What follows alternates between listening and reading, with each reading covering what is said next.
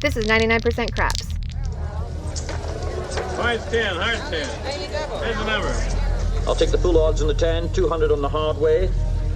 The limit on all the numbers, 250 on the 11. Thank you very much. Say, you played this game before. Just once. Welcome to the Red Eye Gamblers podcast. High above the second largest city, west of the Mississippi. Two chronic craps players, talking craps, playing craps, thinking craps. This is 99% craps. Over the next few shows, we're placing every bet, explaining all the rules, starting with the basics and running from there. Coming up on our second episode of 99% Craps, we are picking up after episode 1's discussion on craps equipment.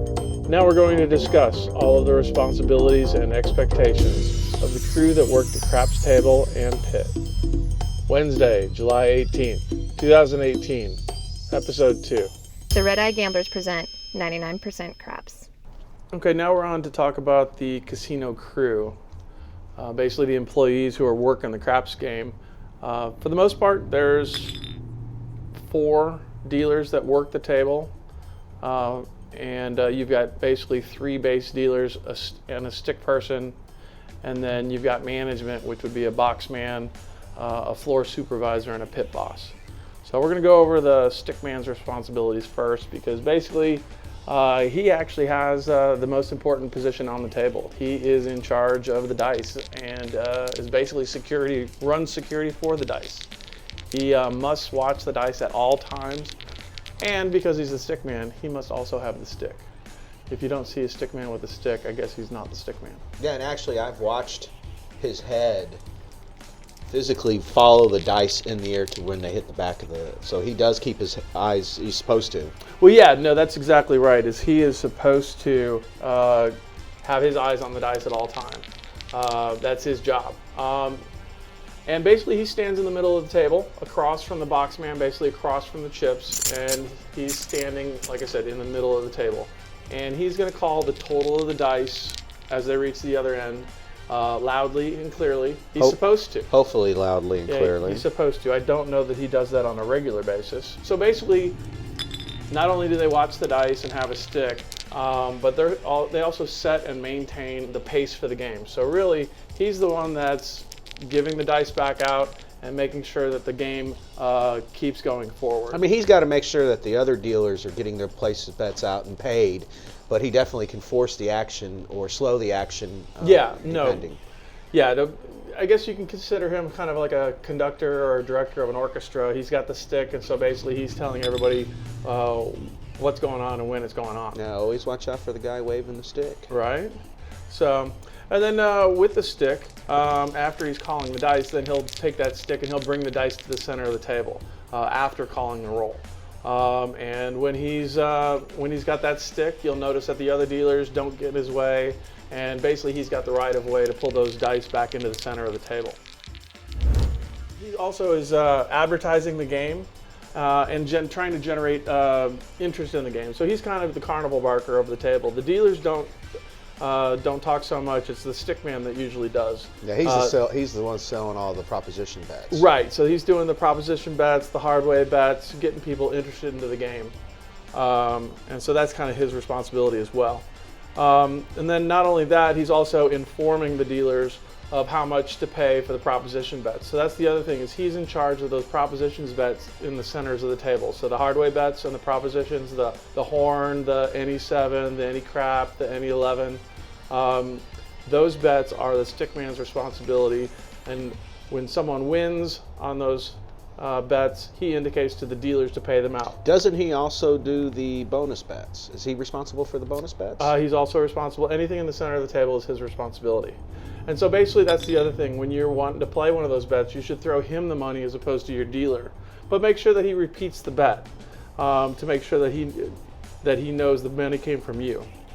Well, a lot of times that's where one of the dealers will repeat it to the stickman. If they're paying attention. Again, it's all a matter of if these guys are doing what they're supposed to do, but I don't trust anybody, so you need to make sure that they repeat what you say to them. Then basically the other kind of, one more responsibility that it has is he has the ability to call the dice if they've gone off the table, and basically they call a no roll. So he's the only one that can call a no roll. The other dealers can't because he's responsible for the dice. So the stickman will call a no roll. When one or both die go off the table, when one or both die lands in the rail, when the dice go on top of the bankroll, so basically the bank that's in front of the Boxman, if they land on top of that, that's also a no roll. Now, if the dice are stacked on top of each other, he's also supposed to call a no roll, but we've also noticed that it varies from casino to casino, because other casinos will actually take a stacked die and total the top two faces. So it depends on the casino you're at, and some of these might vary a little bit. For the most part, these are the responsibilities. Yeah, the stacked one I think might be the only one that's kind of a variable. Yeah, I think so too. So if one or both dice go into the dice bowl, or knock one of the dice out of the bowl, that's supposed to also be called a no roll. If a player tends to knock a dice back on the table, so this is a situation we've seen a couple times where if the dice hits a person at the table and naturally bounces back into play, they'll call that as a roll. But if someone grabs the dice and puts it back on the table, they'll call that a no roll. Or if like you lean your shoulder into it. If you try to push the dice in any way, if it's a natural fall, they'll call it as a regular roll. If you try to force something or manipulate it, they'll call a no roll. If for some reason the shooter rolls the dice in the wrong direction, which I'm not sure I've seen that happen, but I completely understand how it could happen. I've seen when people sometimes are throwing it against the wall that they're at, trying to select to mix up the dice. Basically, they'll say that's no roll. The roll goes the other way. But I've never seen anybody do it on purpose. I haven't either. But then again, I would assume maybe at some of the bigger tables, that maybe those 16 and 18-foot tables, the guy closest to the stick could roll the other way. Well, what do they? And I mean, I've even seen them on a big table, like a 14 or a 16-footer, where somebody threw the dice and both dice didn't make it much more than halfway down, but they still allowed for the roll. Then they're not wanting you to slide the dice, so they'll call a no roll if you slide the dice. If you can slide the dice, though, please contact us. Yeah, that's illegal. You can't do that anymore. I'll bet on them. If by chance a player throws a dice who's not the shooter, they'll call that a no roll. So those are, for the most part, the majority of no roll calls. And again, the stickman is the guy that does that. If the dice go off the table and you want those dice back, tell the stickman right away and your dealer closest to you that you'd like the same dice. But we'll get into that information when we get into shooter rules, which is coming up. Other responsibilities of the stickman, if you have crooked dice, and what I'm saying about crooked, or basically I'm saying cocked. And so basically what that means is if there's a dice that isn't flat on the table, it's leaning up against something. So it's leaning up against some chips or the puck or the wall. Basically they're going to call the dice as if that object wasn't there, and so what would be the natural fall of that dice. And so it's the stickman that calls that total. Almost always ends up being a 7. It's usually not good. It never helps. So they're also supposed to make sure that the chips on the table, that they're not too close together, so it can prevent a dice that won't lay flat on the table. So they always want to have a little bit of space between bets to make sure that won't happen. Well, that's also the stickman's responsibility. And as a shooter, you should try not to hit the chips, even if you're a random roller. We're handling shooter rules later. Yeah, okay. Well, I was just mentioning. Because it will be a fair roll. No, say that again. Throwing your dice on top of players' bets, because they will call that a fair roll. Yeah, no. Chips are in play. That's not a no roll. Everything else is a regular roll. No, if you're throwing the dice and it's on regular chips or on the puck or anything like that, that's still a roll. The no rolls was what I was talking about. Oh. So we'll go through the shooter rules and those things when we talk about shooter stuff. Stickman's also responsible to make sure that the minimums and maximums for proposition bets are accurate, because basically he's the one taking those proposition bets. If you've got a new shooter, it's the stickman's responsibility to inform the shooter how to roll and what to do. And we'll go through those rules when we get to shooter rules. Stickman is the guy who's also going to be telling you to hit the back of the wall. He's going to insist on you playing by the casino rules. And so basically he's going to be, you know, like I said, the director directing the game and the flow and the pace of the game. If the Stickman cannot see both dice, he's going to ask the other dealers to call the dice for him. If for some reason it's behind a stack of chips or at an angle he can't see, he'll have the dealers call the total for that. That happens actually quite frequently. It does, a lot more than you think. And then also, if he thinks for some reason the dice have changed or they're not the casino dice, he's the one that can bring them back in the middle and check the dice to make sure that they've got the serial number on them, that they've got the logo on them to make sure that they are the casino's dice. Well, you know, we've spent quite a bit of time at a craps table, and I've never seen them have to pull dice because they weren't the right ones. When they use two hands. True, but I They mean, do that all the time. I've never seen them change the dice because of that. Well, no, we've never seen someone try to swap one Yeah. in, but we've seen them check all the time. Sure. Oh, absolutely. Yeah, no, and Absolutely. I think we probably would. Well, you're going to see that at casinos where they don't pay attention because that's the ones that get taken advantage of. Now, I guess one of the other things, one of the responsibilities that he doesn't have is stick person cannot give change. Correct. And so that's something that he never does. He will basically instruct the dealers to give out change and totals for proposition bets. Yeah, if to I throw other people. if I throw a $5 horn bet up and want $1 change, the stickman will tell the dealer in front of me that $1 Correct. change. Yeah. At the same time, he won't help you with your buy-in either. He's basically in charge of the dice, the stick, and the proposition bets, and then to advertise everything else. And so I think that's for the most part. Oh, and then he's supposed to avoid returning the dice to a shooter with a natural showing, which a natural is basically a 7, an 11, a 2, 3, or 12. So he's supposed to do that.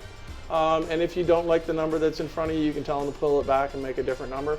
But that's supposed to be what he does. Now, on occasion, do you see that in front of you? All Sure. the time. Yeah, more than you'd like. Yeah. And They're good about not putting 7s in front of you, but I've seen other stuff, you know, pretty much anything else in front of you. Yeah. But I guess that only matters if you're superstitious. Well, true. Well, and the rest of the table's superstitious too. Yeah. I mean, that's the other thing. You see the 7 on there, and he doesn't care about it, and then he rolls a 7. You know, so therefore you're the superstitious one, not him. Well, and I hopefully was smart enough to turn my bet off. I doubt it. So, and then I guess last but not least, when the shooter rolls a 7 out, he's supposed to pull the dice back to the center of the table and then dump the bowl of dice, and so that all 5 dice are in the center of the table, and then he'll end up giving those to the next shooter. So that is kind of the majority of the stickman's responsibilities. That's actually So- quite a bit he's responsible for. Well, like I said, he is pretty much the most important person at the table, and knowing what he's responsible for, you can kind of understand. At the same time, something we didn't talk about yet, and we'll talk more about it later, is tipping. It's not a city in China. It's not a city in China, and but if you want to do certain things, understanding the stickman's responsibility also lets you give him tips versus your dealer tips. And so if you're a dice thrower and you want him to treat you nicely, you might throw a bet out for him that he puts on the hard ways or something like that. You know, I used to do that. I used to tip, you know, like if I played the hard ways, I'd put, you know, 1 for me and 1 for them. But I like putting it up on the numbers 6 or 8 more. I think they have. Well, that's what I'm saying Yeah. is if you Well, want the I get it. stickman to pay attention, you give him a stickman bet. If you want the dealers to pay attention, you give them a dealer bet. It's amazing what $1 can buy you. It's amazing. So we've got more on that later, probably actually in episode 2 or 3 though.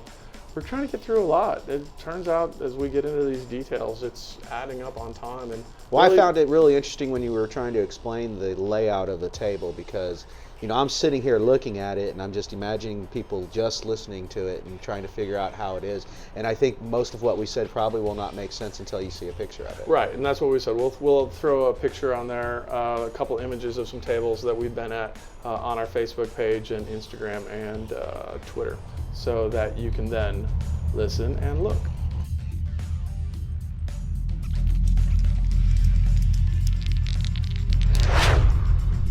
All right, so let's go to base dealers. Base dealers are the other 2 guys at the table. So you got the stick guy, and then you've got 2 dealers, one on the right side, one on the left side. And then actually in the middle across from the stick guy is the Boxman. And so basically we call that the box, where all the chips, where basically the bank is for the table. Now on the right of the box, there's a base dealer, and on the left of your box is a dealer. Actually they call the guy on the right on second base. The guy on the left is on third base. And so if you wanted to know that, that's that. And basically the dealers handle half of the table, the half that you're on, and they're supposed to protect that end of the table. So they're watching, making sure that... They're almost not even supposed to pay attention to the other side. No, not at all. Actually, that's what they call hawking the dice. You're not supposed to hawk the dice. So they're not supposed to look at the dice at the other end of the table. What the Stickman does. Correct. Yeah, well, but then again, you're supposed to protect your end of the table. So basically what you're doing is making sure that nobody's picking up money that needs to stay down there that's contract bet, and that nobody's putting late bets out there, and so forth. So basically, they're in charge of their half of the table. And so they're in charge of taking bets, paying bets, booking bets, and then also they're taking losing bets. And they're making changes by customers. And so basically, you're going to end up talking to the dealer when you need something to happen that you can't do by yourself. He also is going to forward the cash that you give. When you buy in, you're going to lay out your cash on the table, and then he's going to give that cash to the Boxman. The Boxman is going to tell him how much he can give you. So he forwards all cash to the Boxman for player buy-in. When the dice are on, when the shooter's on his side, he needs to be watching the shooter's hands and his end. And so that's what he's watching. He's not going to watch the dice fly, he's just going to watch what happens on his end. But his responsibility is to keep an eye on the dice as well. Then when the dice are on the other side and the dice land in his area, he's also supposed to basically confirm the total so that when the Stickman calls the total, he knows it's the same total. So he's confirming the Stickman's call when the dice lands on his end of the table. Or hers, by the way. The dealer is also one of the people that can turn on and off your bets. If for some reason you're superstitious, the dice roll off the table and you'd like to turn off your bets, you tell the dealer to turn off your bets. You can tell the dealer to turn off your proposition bets, and he would tell the Stickman to turn off those bets. But he's the one that turns things on and off. Then when he's coloring up with chips, and so basically when he's making change, coloring things up, or when you're trying to leave the table, you give him the chips. He can only color in chips with the Boxman's permission. He can't do that on his own. And then when he pays out or takes buy-in or takes any sort of action of chips, he's supposed to do that in the come area of the field. And so that's in the center of the table on either side. But basically it's right in front of you. And if anything, it's so the Boxman can see, so the customer can see, and also so the eye in the sky, the camera. The eye in the sky wants to see. Yeah, no, they basically, they might not be watching it at the time, but they will review that camera film or video whenever there's any sort of problem. The other thing is, actually none of the casino people can do this, but nobody can do any hand-to-hand transactions. They're not allowed to touch you or take chips or your ID or anything from your hand. You have to put that all on the table and then they grab it. So there's no hand-to-hand transactions. And then he's not allowed to take any black chips or higher from the bank. He has to get permission from the Boxman. So not that many different things for not that elaborate of a list for dealers to do, but he's still got quite a bit of responsibility. Well, just making the place bets and things like that and payouts, that can be a lot if you have 6 or 8 people on one end. Well, yeah, just the whole taking, paying, and placing bets is enough when you've got anywhere from 4 to 6 to 8 people on your end. Oh, and especially if somebody's playing the don't. If you only knew the power of the dark side. Mixed into regular play. Well, if they're playing Sure. all the bets, I mean, even everything else. So those are the base dealer responsibilities, and so that's basically your general employees at the table, the Stickman and the 2 dealers. Now there is a third dealer, 4 out of the group, and he's on break, and they basically have 20-minute shifts. So there's a guy on break for 20 minutes, and then they rotate through, and then they work 20 in one spot, 20 in one dealer spot, and then 20 in another. So basically they're working an hour and then they get a 20-minute break. I wish I had a job like that. Right, it's not bad actually. So, but they are standing the entire time. I know And you bending stand all over. the time anyway, but yeah. You got to be kind of spry to be a dealer because you're doing a lot of bending over the table and having to grab You chips. say that, but we've seen all ages and sizes. Yeah, So, and some of those, heights. and some of those look like they struggle to do that job. Yeah, I know. There are people sweating when it's friggin' 20 degrees in Yeah, there. that Chris Farley guy, that was probably the funniest one. Well, the wannabe Chris Farley. So.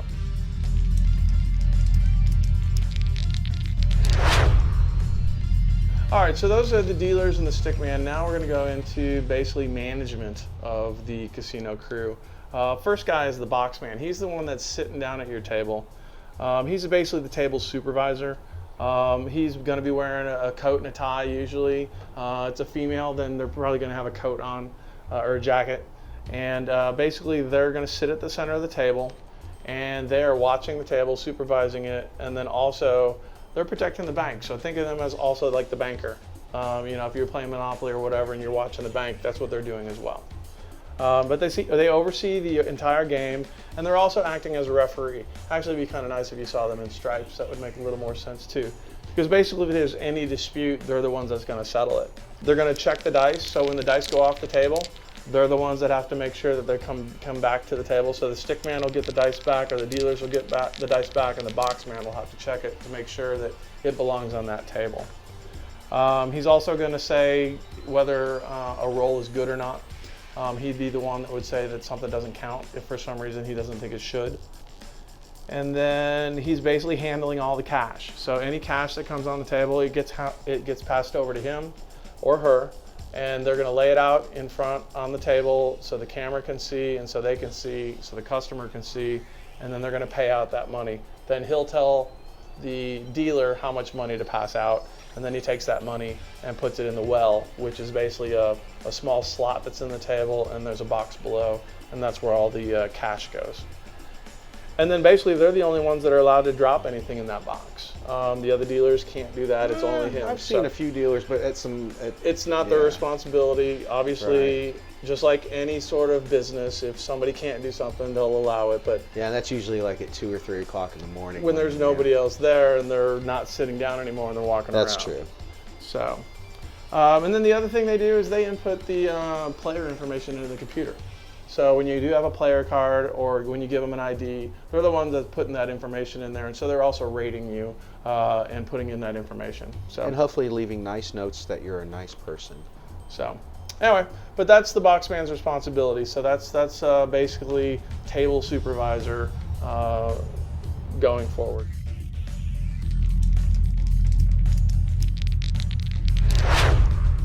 The next responsibility guy, person, man or female, would be the floor supervisor. The floor supervisor is basically standing position, and he's going to be watching, you know, the other tables that are in action. Could be blackjack, whatever tables are in the area. Yeah, he's more in charge of around. like a section. Yeah, so he's standing behind the table, usually in the pit, and he's assigned to several tables. You know, depending on that casino, how many are running and what time of the day it is. He's also more of a goodwill ambassador. If you have a problem with the boxman, he's the guy you go to in order to try to get disputes handled. And so that's the thing, is he actually settles disputes that the boxman can't handle. So if for some reason you don't agree with what the boxman says, ask for the floor supervisor. And then he also is the one that extends credit to players at the table. So if and when you decide to get credit from a casino, then he'd be the one that would get the paperwork going and you would sign off on the markers. He's the one that would do that for you because the boxman's watching the table. He's the one that's going to do that other stuff. So that's the floor supervisor. On top of the floor supervisor, his boss would be then the pit boss. And the pit boss is kind of the go-to. He is the one running everything. And basically he's in charge of the pit. So all the games, all the dice, he's the top dog. He's basically the manager for all the games. And then he's got final say. So he's the final arbiter. So basically if you've got a problem with everybody else, you ask for the pit boss, and that's the last guy. And so basically then he's in charge, and what he says goes, and everybody has to basically abide by that. So If for some reason you got a problem with the Stickman or the dealer and the Boxman and the floor supervisor, it is the pit boss who is the top dog. All right, and I think that is it for Casino Crew. So hopefully that gave you enough information, too much information, so now you'll know exactly what everybody does.